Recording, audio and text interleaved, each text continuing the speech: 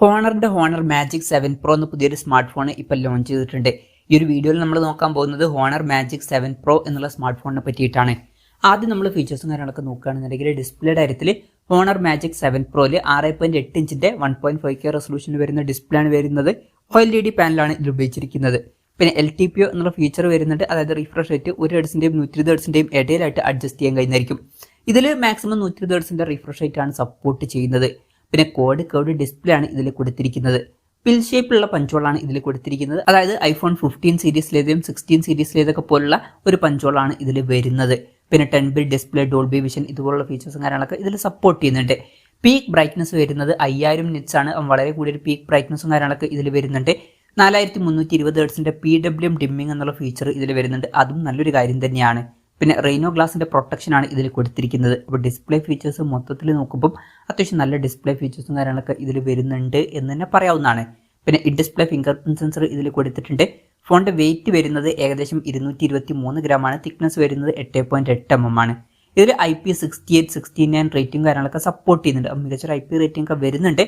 ഇനി പ്രോസസറിന്റെ കാര്യം പറയുകയാണെന്നുണ്ടെങ്കിൽ സ്നാപ്ഡ്രാഗൺ 8L8 എന്ന പ്രോസസറാണ് ഇതിൽ കൊടുത്തിരിക്കുന്നത്. ഇത് സ്നാപ്ഡ്രാഗണിന്റെ ഏറ്റവും ലേറ്റസ്റ്റ് ആയിട്ടുള്ള ഫ്ലാഗ്ഷിപ്പ് പ്രോസസറാണ്. മികച്ച ബെസ്റ്റ് ആയിട്ടുള്ള പെർഫോമൻസും കാര്യങ്ങളൊക്കെ ഇതിൽ വരുന്നതായിരിക്കും. പിന്നെ 5G സപ്പോർട്ടും കാര്യങ്ങളൊക്കെ ഇതിൽ വരും. ഈ ഒരു ഫോണിന്റെ ബേസ് വേരിയന്റിൽ 12GB റാമും 256GB ഇന്റേണലുമാണ് വരുന്നത്. 16GB റാമും 512GB ഇന്റേണലുമായിട്ട് വരുന്ന വെർഷനും 16GB റാമും 1TB ഇന്റേണലുമായിട്ട് വരുന്ന വെർഷനും വരുന്നുണ്ട്. LPDDR5Xന്റെ റാമും UFS 4.0 സ്റ്റോറേജ് ടൈപ്പും കാര്യങ്ങളൊക്കെ ഇതിൽ കൊടുത്തിട്ടുണ്ട്.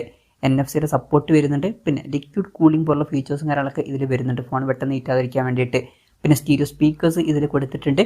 DTS അൾട്രയുടെ സൗണ്ട് ഇതിൽ സപ്പോർട്ട് ചെയ്യുന്നുണ്ട്. പിന്നെ Android 15 ബേസ് ആയിട്ടുള്ള മാജിക് OS സോഫ്റ്റ്വെയർ ആണ് ഇതിൽ വരുന്നത്.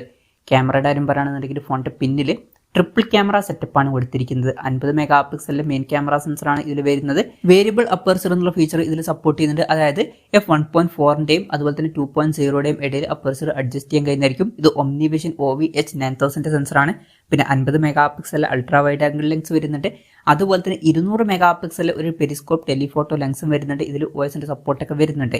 പിന്നെ ഫ്രണ്ടിൽ 50 മെഗാ പിക്സൽ സെൽഫി ക്യാമറ ആണ് വരുന്നത്. പിന്നെ ഇതിന്റെ കൂടെ ഒരു ടി ഓഫ് ഡെപ്ത് സെൻസറും കൊടുത്തിട്ടുണ്ട്.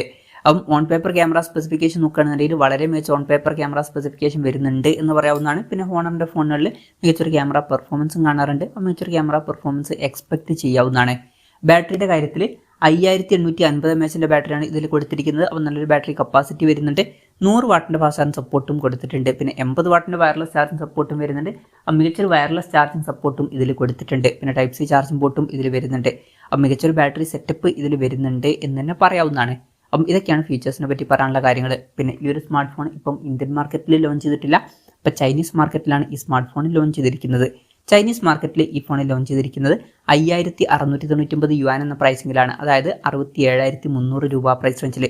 ആ ഒരു പ്രൈസ് റേഞ്ചിൽ ഈ പറഞ്ഞിട്ടുള്ള ഫീച്ചേഴ്സ് എങ്ങനെയുണ്ടെന്ന് വെച്ചാൽ അത്യാവശ്യം മികച്ച ഫീച്ചേഴ്സ് തന്നെയാണ്. മികച്ച ഡിസ്പ്ലേ ഫീച്ചേഴ്സും അതുപോലെ തന്നെ മികച്ച ബെസ്റ്റ് ആയിട്ടുള്ള പ്രോസസ്സറും ഓൺ പേപ്പർ നല്ല ക്യാമറ സ്പെസിഫിക്കേഷനും അതുപോലെ തന്നെ നല്ല ബാറ്ററി സെറ്റപ്പ് ഒക്കെ വരുന്നുണ്ട്. ഇന്ത്യൻ മാർക്കറ്റിൽ ഈ ഫോണിൽ ലോഞ്ച് ചെയ്യുന്ന വെച്ചാൽ ചിലപ്പോൾ ലോഞ്ച് ചെയ്തേക്കാം. പക്ഷേ അതിനെ പറ്റിയിട്ടുള്ള കൺഫർമേഷൻസ് ഒന്നും ഇപ്പം പുറത്ത് വന്നിട്ടില്ല. അതിനെ പറ്റിയിട്ടുള്ള എന്തെങ്കിലുമൊക്കെ ന്യൂസുകൾ വരികയാണെന്നുണ്ടെങ്കിൽ അതിനെ പറ്റിയിട്ടുള്ള വീഡിയോസൊക്കെ നമ്മൾ ചെയ്യുന്നതായിരിക്കും. അപ്പം അതുപോലുള്ള വീഡിയോസ് കാണാൻ താല്പര്യമുണ്ടെന്നുണ്ടെങ്കിൽ ഈ ചാനൽ സബ്സ്ക്രൈബ് ചെയ്യാവുന്നതാണ്. പിന്നെ ഇന്ത്യയിൽ ലോഞ്ച് ചെയ്യുകയാണെന്നുണ്ടെങ്കിൽ വില കുറച്ചും കൂടി കൂടാൻ ചാൻസ് ഉണ്ട്. ഒരു 75,000 to 80,000 രൂപ പ്രൈസ് റേഞ്ചിൽ വരെ ഈ ഫോണിന്റെ വില എത്തിയേക്കാം. ഇവൺ അതിൽ കൂടുതലും വരാനും ചാൻസ് ഉണ്ട്.